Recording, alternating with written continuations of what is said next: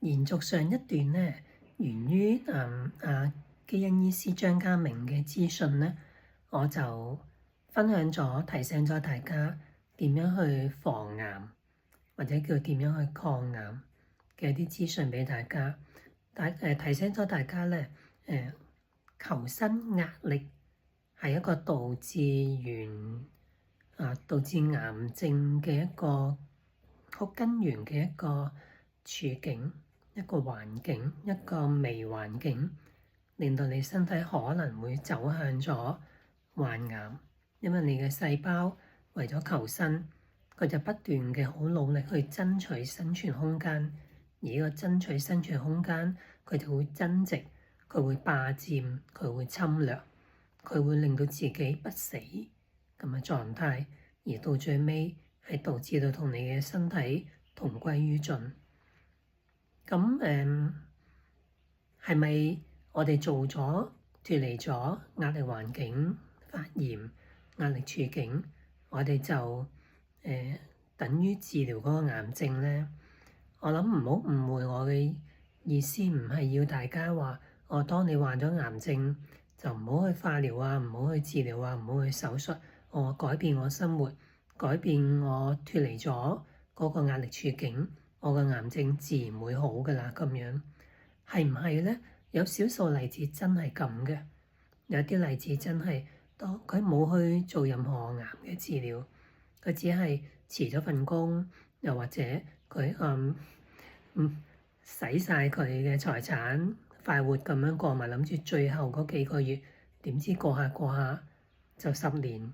20年，係真係有唔少咁嘅例子。但係我哋點能夠擔保你自己係呢個例子咧？所以如果你不幸患咗癌症，如果係有一啲治療方法可以幫到你嘅，手術啊、化療、電療啊、標靶啊，咁呢啲如果可以做嘅，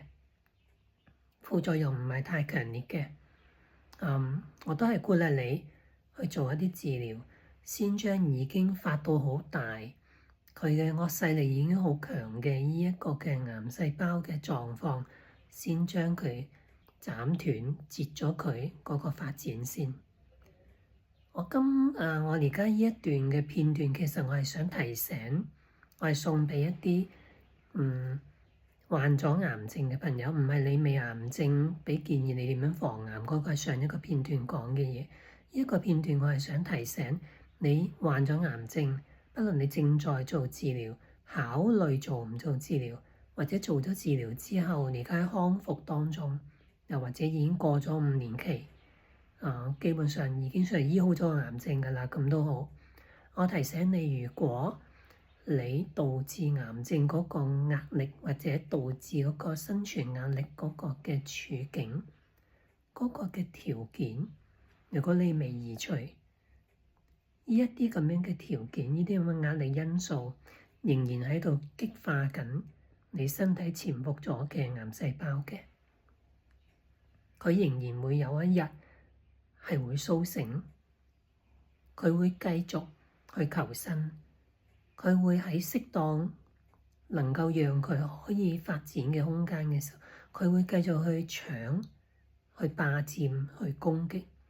去延續佢嘅每一粒細胞嘅生存空間，又會再進入下一次嘅癌症嘅週期。所以如果你單純靠治癌嘅方法，化療、電療、標靶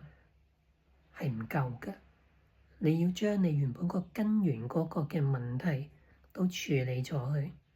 就好似我成日都同我啲病人講，你唔可以唔掹走你大髀上面插住嗰把刀就去做治療㗎，你一定要掹咗嗰把刀，掉咗佢，然之後個傷口先會有機會康復。你可以想像一下，一把刀插喺個大髀度，我唔掹走佢，我淨係喺側邊做一啲嘢，令到佢唔出血，令到佢我硬撳住佢唔俾佢發炎。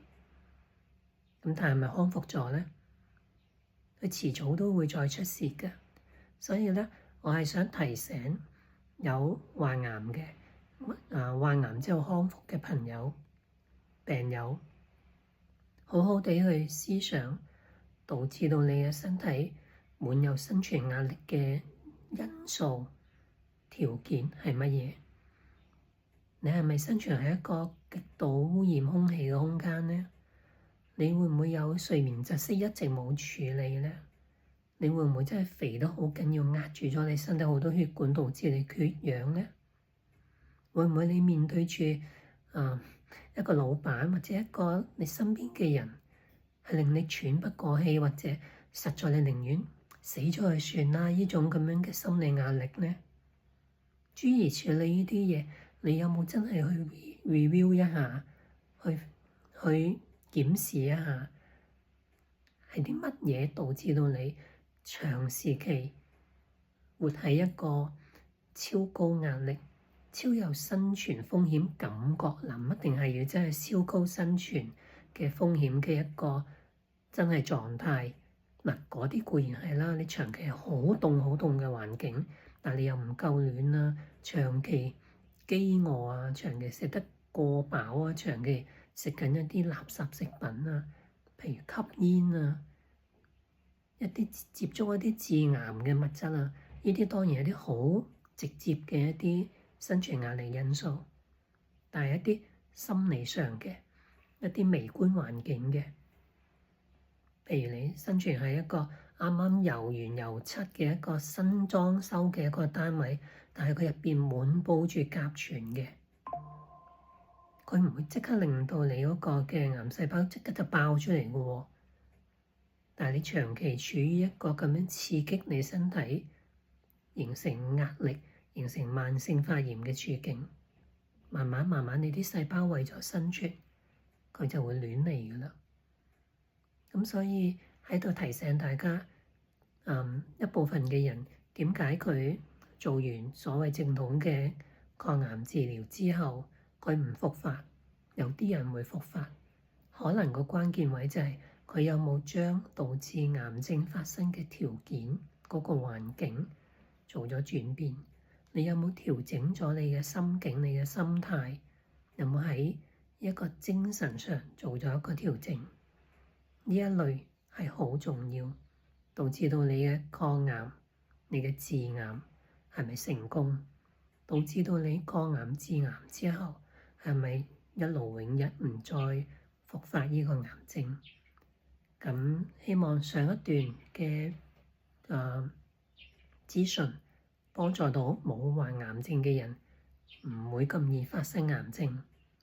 一個片段我希望可以提醒到、幫到一啲你患咗癌、治癌之後嘅朋友，唔會再復發，減低呢個復發嘅機會率。咁希望細細老師嘅呢啲片段可以幫到大家身體健康、長命百歲，常常都身心安康。咁我片段停喺度先，祝大家安康。我係細細老師。